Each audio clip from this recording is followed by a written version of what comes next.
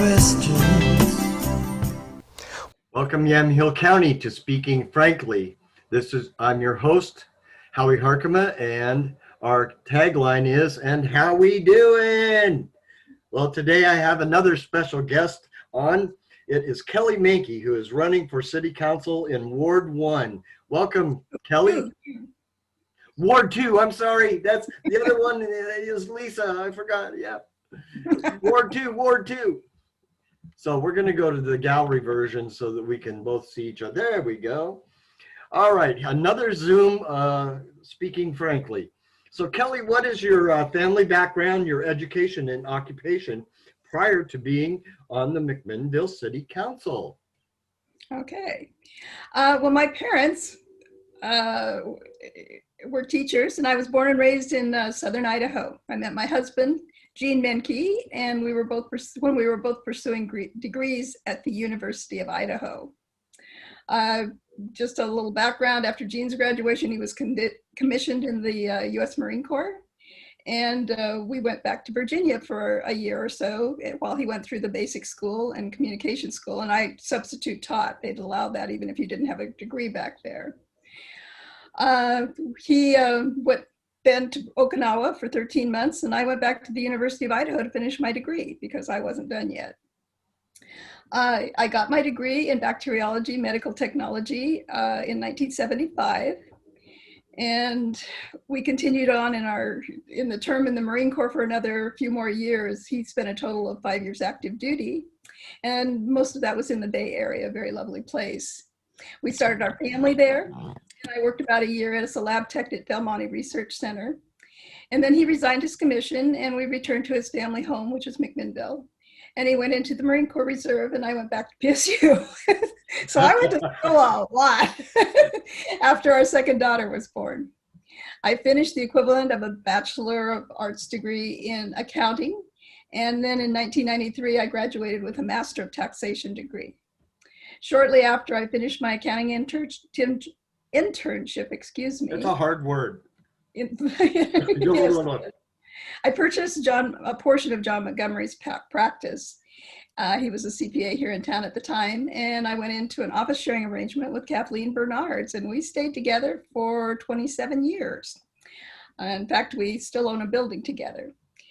My public accounting firm was Kellie Menke CPA LLC, and I retired from my practice in 2014 after 27 years in practice. But I kept my license for another couple of years, so that's why it says 29 years. So why McMinnville? I know that he lived here, but you had choices across the world. Well, we always thought McMinnville was a beautiful place. I mean, I'd seen it a number of times before we left for back east, and we just thought, let's go there. He wanted to be back with his family because he had a mother here in town, well, actually, she lived in Carlton at the time. And, she was getting older and needed probably to have some backup support, although he has 3 brothers that live in the area. That's fantastic. Would you talk about your community service and governmental experience?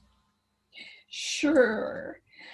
Well, I spent 33 years in the McMinnville Sunrise Rotary Clan.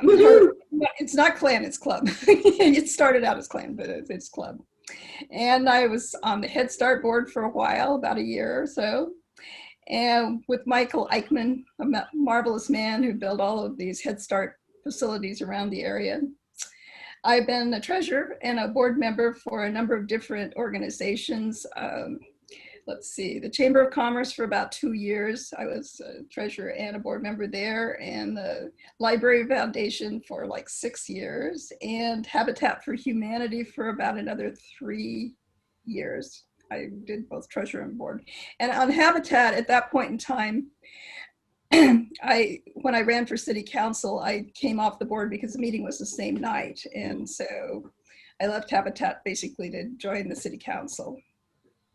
And I'd also, during that period of time, I'd been on the city budget committee for about 5 years by the time 2004 occurred. So I was appointed in 2004, and then I ran for re-election right after I was appointed. Did you want to talk about the soup kitchen at St. Barnabas and what you Oh, do I'd love to talk about the soup kitchen. It's a wonderful place. It really is. No, I mean, we're feeding people. I mean, through the pandemic, we've been doing drop-off meals basically. And Right. the champion team has come down and picked up meals, 40 or 50 meals, and they take them to their site and distribute them. And then, people come through and they'll pick up. A lot of times it's just like 9 boxes because they have a group of friends and they're picking up for them. So we've been averaging around 145 meals a night. Pretty good, I think. That's darn good during a pandemic. Yeah, and I'm so sorry. Don't worry about it. Uh, It happens. We've always done fundraisers in the past, and invited people in and stuff. But this year, Sherry Haas, who's the treasurer for the soup kitchen, sent out a letter to everybody and said, what do you think would be good fundraising ideas? Because we were all just kind of really like, I don't know if we really want to continue to do this dinner and thing. It hasn't been bringing in as much money as we'd hoped. So one of the ideas on it was newsletters. And so this last year, I've written 2 newsletters so far and sent them out with help from Tom Tankersley. Tom has a touch on every newsletter we send out. I'm sure that's true. And it's been a really good year financially for us. We really appreciate all the support we've gotten. People really care a great deal, and it actually seem to prefer this type of fundraiser versus coming in and seeing us all, even though we love to see them. Sure. We did celebrate our 30th anniversary in March. Right. Had a lovely celebration, and it was really special. And are you still the treasurer and on the board? I am on the board. I mostly do grant writing and the fundraising stuff. I do go in and reconcile the books periodically, but the treasurer is Sherry Haas at this point in time. Right. So let's move on. So who has endorsed you so far? And I'm going to bring up that graphic while we're talking about this. We'll just go down that graphic. All of the city councilors and the mayor have endorsed me. Our 2 county commissioners, Casey Kula and Rick Olson, have both endorsed me. Ed Gormley, who was the prior mayor, Kent Taylor, who was the prior city manager, Dave Hogberg, who is an attorney and chair of the Parkway Committee, Steve Rupp, who's part of the McMinnville Public Arts Committee, Eric Stevenson, who is one of the owners in the Atticus, Jeff Knapp, who is the CEO of the DMO Visit McMinnville, Tom Tankersley, Patty O'Leary, Stephen Jackie Macy, Galen McBee, who was a prior Parks and Rec director for many years before Jay Pearson, yep. Wonderful guy. Scylla McLaren from 3rd Street Books, Lee and Ron Burcham, who own a number of rentals and businesses, I think, here in the town, Nanette and John Kramer, Sean Roch, Dana and Brian Gilbert, and Robert Banigay from TT&R. They're a new business. He's a partner in a new business out on 3 Mile Lane that is a tax-related business. And I have many others, but those are a few to name. Oh, I totally understand. And didn't the News Register recently also endorse you as well? I have been interviewed. I have not been formally endorsed. So let's talk about the future of McMinnville. Based on your plan, you have established the following priorities. If you have the privilege of serving for the next 4 years, let's talk about jobs, and then we'll go down the list.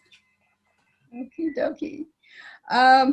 Well, personally, economic growth and development has just been at a horrible standstill. We'd had the 2008 recession and then following it with this pandemic, and poor people, they just can't seem to get a break. So it's been very difficult. Our tourism sector has been really hurt, and, a lot of non-essential businesses have had a rough go of it too. Sure. So we're moving through these difficult times, and my first priority, I think, is jobs. I'm on the Economic Vitality Committee with the city, and I'm the vice chair on it. But we'll also continue working with partners such as the McMinnville Economic Development Partnership, the MEDP, and the the Strategic Economic Development Corporation, SEDCOR, which is through the COG. And the Greater McMinnville Chamber of Commerce, of course. And then also Regional Solutions, which is out of the governor's office. And as we all know, Jody went there from her job here in town with MEDP. We're going to try and develop higher density job activities. We have industrial areas and we have areas for commercial and more service type jobs, and we're going to try and grow those sectors and make them kind of like a special hub for the city. So the industrial district out on Riverside, and also there's a potential one out on 3 Mile Lane. Our focus is to bring in more businesses into those areas and improve it. I mean, we already have 90 world-class businesses here, but we want more because we want people to come here, work, and do their whole life here and be very happy because it's such a beautiful place. Let's talk about affordability since we're kind of on that subject to some degree. Yeah. That's a rough one. It's a really, really rough one. Right now, outside my window, I'm listening to construction of one of the 4 large subdivisions that's currently in process. Once those subdivisions are completed, all that will be left is small infills throughout the city. There just is no real land that we have left within the city of McMinnville. So it's essential to expand the UGB. I mean, right now, an average size lot costs between $150,000 and $165,000, and that's a lot of money for a starter home. I mean, that used to be a starter home. I mean, we bought ours for less years ago. So my goal is to see a UGB expansion before I leave the city council, and the beginning of an urban reserve. We plan to submit our newest UGB by this December 2020 and to complete the process in 3 to 4 years. It will take time, but it will make all the difference to McMinnville's economic vitality and livability. I guess to just give a little bit more detail on that, you know, the state requires that we build within our UGB. Right. And the state also wants us to have a 20-year land supply. And in McMinnville's case, it has been 30 years since our last UGB expansion was approved. Well, it's tough because of the farmland that surrounds us. It's extremely tough, yeah. And, you know, there's been a fair amount of opposition because of that. It just, you know, we've got to... Doesn't the state mandate that we grow over time to a certain degree?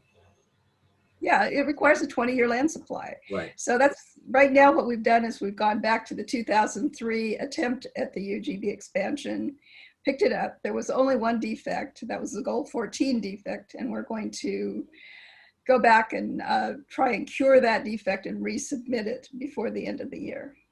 Very good. Let's talk about public safety because there's a lot here. Let's talk about de-escalation training.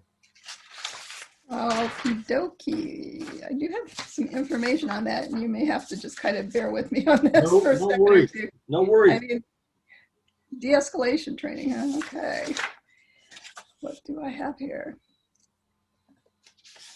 Is that the first one on the list? It is. It says this includes. Yeah, no, it is. It just isn't on my detailed information. I apologize. No worries. Bring it up. But it's a lot of that is. A lot of the de-escalation information is based on trying to get people to, it's tied in with the mental health engagements and things like that, right, to try and bring in resources to help people deal with how they're not behaving correctly and, you know, get them so that they are working within the bounds of the law. And it provides a way also to de-escalate, you know, other situations that are very intense, you know, like a criminal situation in process. Let's talk about bias-based policing policy review. Yeah, well, the police have been going and doing a lot of DEI training through UNIDOs and a number of different programs. With the whole thing that came out recently with the defund the police department, we're stepping it up even further, and they have, I think, like 3 different programs that they're looking at now that they're going to go through the policing officers. That's fantastic. They're going to go through. So there's a lot of focus on that. I mean, I think our city is very proactive. Our chief is, I think, one of the most proactive chiefs around. I mean, when all of this funding came up, he promptly put out a 3 or 4 page notice to us about what all they are doing. Right. And most of that is on the list that I provided for you. Yep. How about co-sponsor crisis intervention trainings?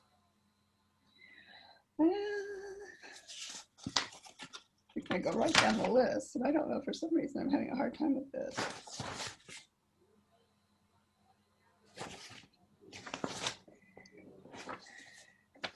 Well, I think we're working with other cities and other groups to see if we can improve how our relationships with other officers. You know, sometimes when critical situations arise, like the pandemic and things like that, you work with other municipalities and their police and sheriff's department, things like that. So if you're doing a crisis project, you know, you want to bring those people in and work together to see how you're going to de-escalate a situation. What's the best way to do it? And it brings a lot of different thoughts and new information to everybody. I mean, you get to compare all this information. Let's talk about your homeless liaison work for the Affordable Housing Task Force. Well, the liaison work. The Affordable Housing Task Force is composed of a number of different, you know, business people, not-for-profits like Habitat for Humanity. Mary Stern is part of that. Mm-hmm. And we have reached out for the last 5 years, because it started back then, and tried to bring in people and, you know, generate ideas of ways that we can improve the homeless situation. And you've been a part of that too, a very big part of it. It's not an easy solution because we don't have a lot of money. And again, we don't have any land, even if we could do some of this stuff. So we've had people, builders come to us and say, yeah, we can put up a whole project for you if you have land, but we don't have it. We have, you know, the place over in Carlton that builds tiny homes. They've been very active and they've come, and we've tried very hard to put that together. We've worked with the school district for students to build these tiny homes too. Right. And we've talked a great deal with the industrial owners in the industrial areas to see if we could get temporary land to put homes on for people to have a temporary site until they could find permanent housing. We have been successful, particularly in the pandemic, with our moteling program, where I think we've housed over 60, 70 people, and about 66% of them have actually found homes, permanent homes, out of that moteling. YCAP and also the assistance of YCAP and their grants, and then the city has put up money. I think we put up at least $35,000, and the county's put up a fair amount of money too. Yes, quite a bit. That's correct. And well, I can tell you from the champion team end, I can tell you from the champion team end that we have 3 locations and 7 participants in the safe overnight camping program. Oh, I'm so glad. Yeah. Yeah, that was another thing that was generated out of that. And you guys really picked up on that, and we appreciate it. Yep, we're glad to help. Let's talk about affordable housing. We've already done that. Let's talk about PERS. That's always a fun subject. It's a dilemma for all cities. I mean, we're looking at double-digit increases for the next 5-6 years at least. I mean, it's incredible how expensive this is going to be for the city. Exactly. And when your property tax revenue only goes up 3% a year, it makes it very difficult for the city to address its long-term fiscal needs, you know, like buildings that need maintenance and roads that need maintenance. Right now, we're just right on the cusp on the roads. We're back to around 74% or so. And, you know, with the transportation bond, that was a tremendous help, but it still is not, I mean, we don't have sufficient income coming in from the road tax and things like that to make this, keep our roads where they should be. And it's a concern. And it's hard to get a bond out there that the people would vote on to back anything at this point, since a lot of people lost their jobs from the COVID situation. Right. It's a real concern, Yep. and people rightfully so are concerned about, you know, what's doing franchise fees, things like that. Right. Fees for services. These are services people are getting, but it's a bad time to ask for something like that, quite frankly. So your signs are out there. Are you doing any meet and greets or debates or anything? Yes, I'm going to be at the bindery, I believe, on the 15th. I'd have to look at my calendar. I know I'm on the bindery next week, and I'm also doing Linfield, I think, next week. So let me look here really quick. Let's see, Kiwanis at 11 a.m. on the 14th, and then Linfield on the 15th. Right. So I'm looking forward to that. And then on the 19th, I'm doing the Chamber of Commerce debate also. And then I think there's one more coming up that I haven't. Have you already done Sunrise Rotary since you're a member of that forever? You know, they haven't asked me. If they ask me, they have to ask the other, my Of course. opponent. And so it hasn't come up yet. Yeah. I don't know if they are planning to, but it has not come up yet.